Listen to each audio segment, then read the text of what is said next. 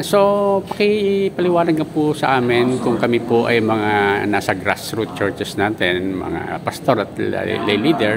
So, ang tanong po, ang Methodist Church suba ay pwede nang magkasal ng same-sex marriage? Para lumalabas po ngayon, ganun po, dito po they allow it.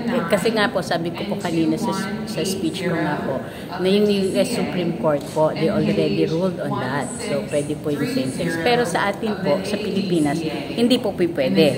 That is against the family code po. Because ang definition po ng marriage po doon is, marriage is between a man and a woman. So, with that, hindi po pwedeng itong i-apply po natin itong provision na itong social principle po natin dito po sa batasan. Hindi po natin ito pwedeng gamitin sa Pilipinas. So, hindi pa rin po pwede. So, and with the regionalization, if that we push through, na talagang sa book of discipline po natin, yun po yung isang tututukan po natin din dito, na hindi po pwede yung definition ng marriage na inadapt na po ngayon ng General Conference. Tanong ko po, yung po bang mga nasa traditional group natin sa Pilipinas, sumusuporta ho ba sa regionalization? Marami rin pong hindi. Because as I said again earlier, God's words cannot be regionalized. So parang yun po yung pinangahawakan din po ng ating mga kapatid.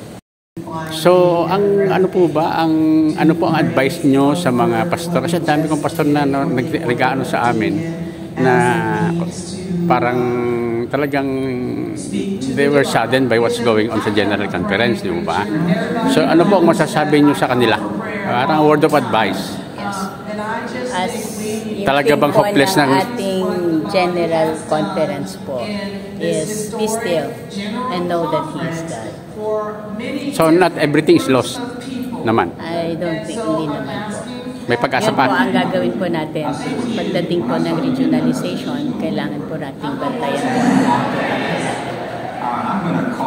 Hindi po natin i-adapt yung mga provisions na contrary sa salita ng Panginoon at sa ating kultura.